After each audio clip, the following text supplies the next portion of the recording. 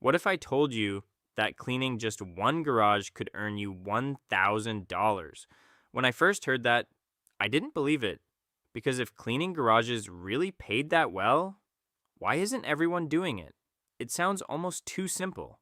No storefront, no expensive office, no complicated technology, just a garage. And somehow, people are charging four figures. So I decided to investigate. Not because I wanted to learn how to clean garages, but because I wanted to understand the business behind it. Was this really one of the best local businesses someone could start? Or was social media only showing the part of the story people wanted us to see? The more I looked, the stranger it became. I found companies advertising garage cleanouts for a few $100s. Others charged over $1,000. Some premium garage transformation projects even reached $2,000 or more. That immediately raised a question. How can the exact same service have such different prices? Was one company simply overcharging, or were they selling something completely different? Because price usually tells you something. If two businesses are doing the same work, but one charges 5 times as much, either one company is making an incredible profit, or I'm misunderstanding what the customer is actually paying for. And that's where I realized I was asking the wrong question. I wasn't trying to figure out how to clean a garage. I was trying to figure out how a garage cleaning business actually makes money. Those aren't the same thing, because even if customers really are paying $1,000, that still doesn't tell us whether this is a good business. A business isn't judged by what customers pay. It's judged by what the owner keeps. So, before I could calculate a single dollar of profit, I first needed to answer a much simpler question. What are customers actually buying? Because if I couldn't understand why someone would willingly spend $1,000 on a garage, none of the financial calculations would mean anything. So that's where I started. That's the first thing I needed to figure out was why anyone would willingly spend $1,000 cleaning their garage. Because honestly, if someone had asked me that a week earlier, I would have said they were crazy. A garage is just a place to park your car, right? How could cleaning one possibly be worth that much? So I started looking at the companies charging these prices. I expected to see people arriving with a pressure washer, spraying the floor, washing a few shelves, collecting their money, and leaving. But almost immediately, I realized I had misunderstood the business. These companies weren't selling cleaning, they were selling transformation. And there's a huge difference. A typical project doesn't begin with a broom, it begins by emptying the entire garage. Everything comes out, boxes that haven't been opened for years, old furniture, broken bicycles, paint cans, sports equipment, Christmas decorations, tools nobody remembers buying. Sometimes the garage has become so full that the homeowner can't even park their car inside anymore. That's when I noticed something interesting. Very little of this actually has anything to do with cleaning. The hardest part isn't removing dirt, it's making decisions. Every box creates another question. Do you keep it, donate it, throw it away, sell it? And if you've been putting those decisions off for 5 or even 10 years, that garage becomes much bigger than a messy room. It becomes a project you've been avoiding. The companies step in and guide that entire process. Anything the homeowner no longer wants gets loaded into a truck. Furniture, scrap wood, broken shelves, old storage cabinets, sometimes even appliances. Then everything gets hauled away to donation centers, recycling facilities, or the landfill. Only after all of that does the cleaning actually begin. The floor gets swept, cobwebs disappear, dust is removed from every corner, oil stains are treated, shelves are wiped down, the walls are cleaned, and once the garage is finally empty, everything that stays goes back inside, but not where it used to be. It gets organized. Storage bins replace cardboard boxes. Tools are grouped together. Sports equipment gets its own section. Garden supplies move onto shelves. Frequently used items become easy to reach. Some companies even install wall organizers, overhead racks, or complete storage systems. By the end, it doesn't even look like the same garage. That's when I realized something. The customer isn't paying someone to clean a garage. They're paying someone to give them their garage back.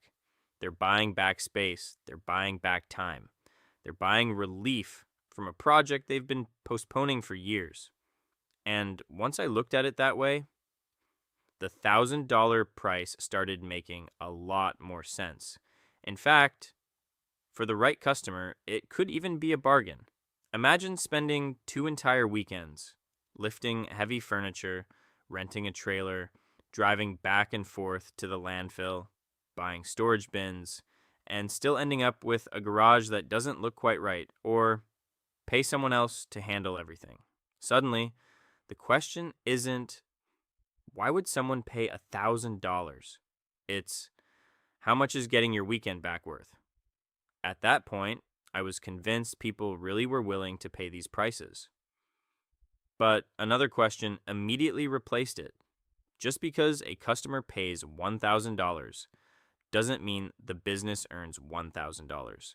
Money has a habit of disappearing once the work begins. Helpers need to be paid. Junk has to be hauled away.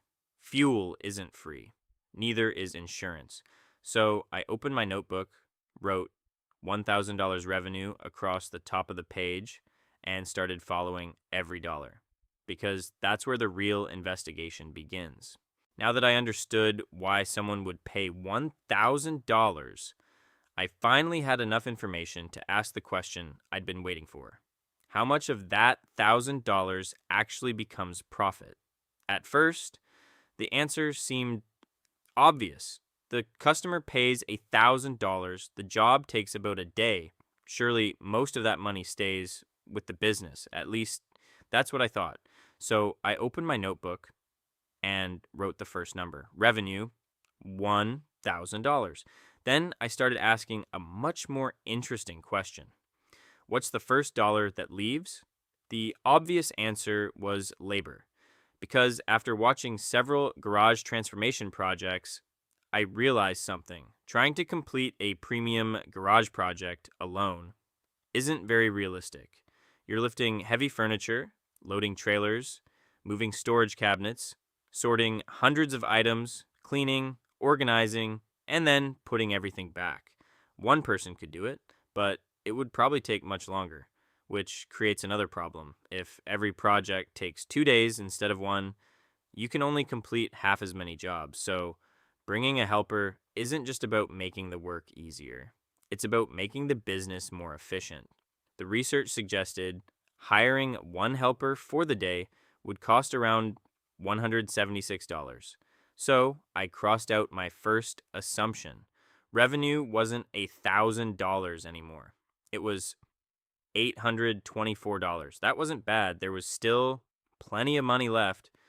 For a moment, I actually started thinking this business might be as profitable as people claimed. But then I looked back at the garage. One thing kept bothering me. All that junk had disappeared. Old shelves, broken furniture, boxes, scrap wood, paint cans. Where did it all go? It doesn't just vanish. Some items can be donated, some can be recycled. But a surprising amount ends up costing money to dispose of. Landfill fees, transfer stations, trailer loads. The bigger the cleanup, the bigger that bill becomes. Based on the numbers I found, a premium project could easily spend around $150 just getting rid of everything the customer didn't want. Another line in the notebook, another subtraction. $824 became $674. That's when I noticed something. None of these costs were unexpected. They're simply part of doing the job. Yet, almost every video I'd watched online focused on the $1,000 invoice, not the money disappearing afterward. And we still weren't finished. Cleaning a garage obviously requires cleaning supplies. Trash bags, heavy-duty degreasers, protective gloves, storage labels, microfiber cloths, scrapers, brushes, buckets, replacement blades. Individually, none of these items seem expensive, but together, they're another business expense. The research estimated roughly $60 per premium project. So I updated the notebook again. $674 became $614. I paused for a second. We hadn't talked about profit once. All we'd done was subtract costs we knew had to exist. And already, almost 40% of the original $1,000 had disappeared. That's when another expense occurred to me, one that's incredibly easy to ignore. The truck or van, however you transport everything. Most people think about fuel, but fuel is only a small part of owning a work vehicle. Every mile slowly wears it out. Tires, oil changes, brakes, repairs, insurance, depreciation.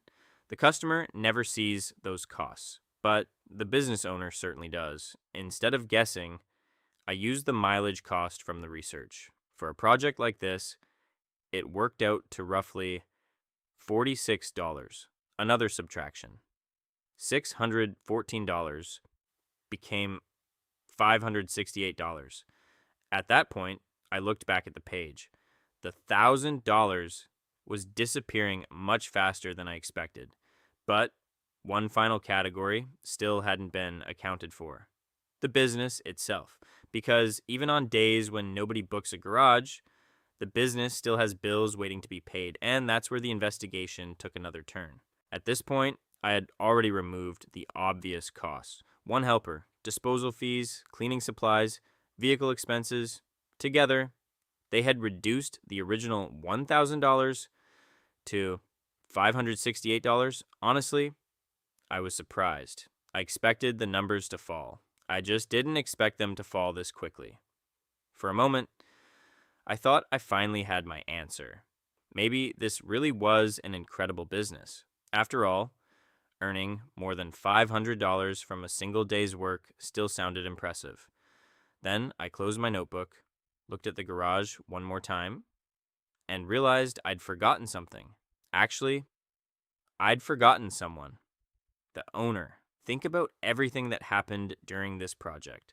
Before anyone even arrived, someone had already answered the customer's phone call, scheduled the appointment, driven to the house, walked through the garage, prepared the quote, loaded the truck, bought supplies. Then came the actual project, lifting heavy furniture, sorting years of accumulated belongings, loading junk into the trailer, making trips to the landfill, sweeping, scrubbing, organizing, putting everything back together. Finally, after the customer was happy. There was still paperwork, invoices, messages, driving home. By the end of the day, the owner hadn't worked for 2 hours. Or 4. It was closer to 10 hours. And that's when I asked myself a question. If someone else had done all of that work, what would I have paid them? The research suggested valuing the owner's labor at around $25 per hour. For a 10-hour project, that's another $250. So I wrote one final line in the notebook. Owner's labor, $250. Then I subtracted it. $568 became $318. I stopped writing because something didn't look right. Earlier, I had already allocated $25 of business overhead. But as I reviewed my financial model, I realized that overhead had already included part of the owner's administrative work. If I charged the full labor cost on top of that, I'd be counting part of the owner's time twice. So I corrected the calculation. Instead of $318, the final number became $293. That moment completely changed how I looked at this business. Because nothing about the revenue had changed. The customer still paid $1,000. The invoice still said $1,000. But after accounting for every major cost, including the value of the owner's own time, the business produced roughly $293 in true economic profit. And that's a mistake I see all the time online. People show the money coming in. They rarely show the value of the work required to earn it. Ignore your own labor. And this looks like a business making over $500 every day. Treat your own time like a real business expense. And suddenly the picture becomes much more realistic. Was $293 still a good profit? I actually thought it was. But one profitable garage doesn't automatically make a profitable business because not every customer pays $1,000. Not every garage takes the same amount of time, and not every project goes according to plan. So the next question became much more interesting. What happens when the numbers change? Because that's where businesses either become incredibly profitable or surprisingly disappointing. After calculating everything, I finally had an answer. A premium garage transformation that brings in $1,000 produces roughly $293 in true economic profit. Honestly, I thought that was a solid result, but then I caught myself making another mistake. I was still thinking like an employee. Employees get paid one job at a time. Business owners don't. A business isn't judged by one customer. It's judged by what happens week after week, month after month, year after year. So I closed the page, started a new one, and wrote a different question. What if this wasn't just one garage? What if this was an actual business? Let's start with something simple. Imagine you only book one premium garage every weekend.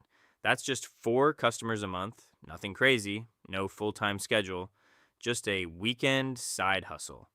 4 customers earning approximately $293 per project would generate about $1,172 in monthly economic profit. That's nearly $14,000 a year just from working weekends. That immediately caught my attention because suddenly this wasn't just extra spending money. For many people, that's enough to fund holidays, pay off debt, or significantly increase their yearly savings. But then I wondered, what happens if someone decides to do this full time? Let's imagine a small operation completing 3 premium garages every week. That's still less than 1 project every weekday. Over an entire year, that works out to roughly 156 projects. Multiply that by our estimated profit of $293, and the business produces around $45,700 in annual economic profit. Not revenue, profit.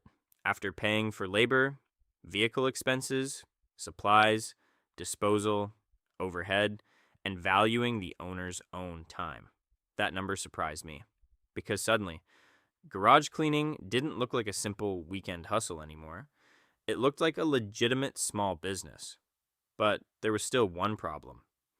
Everything we'd calculated so far assumed every customer paid $1,000.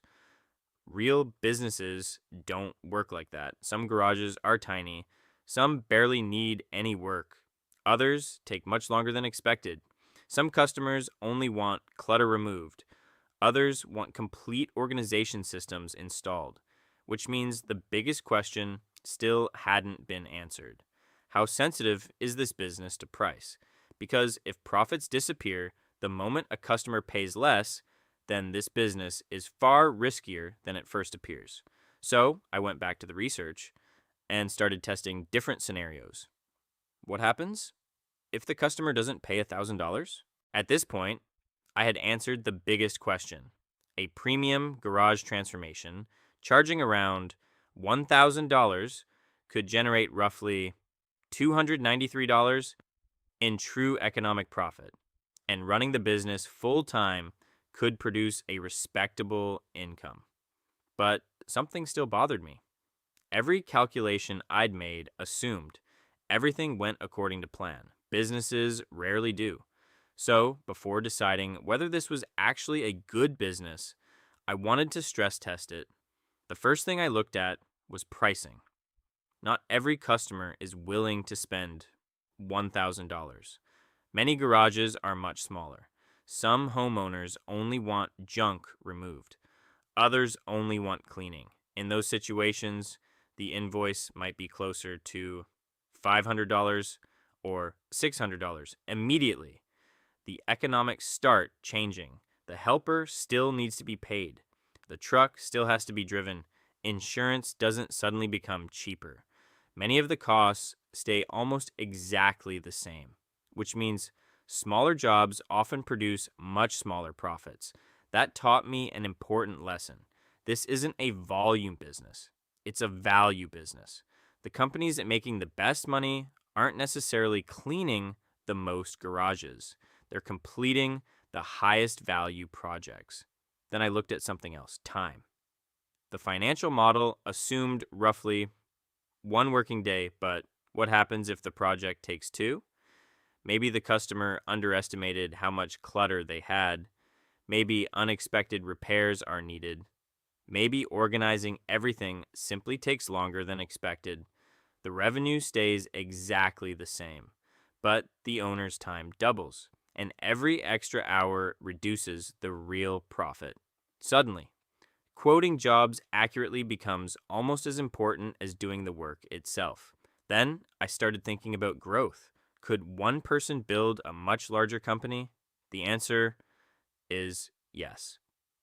But the business changes completely. Instead of cleaning garages, your job slowly becomes managing people, hiring crews, scheduling jobs, marketing, quality control, customer service, training employees, maintaining vehicles.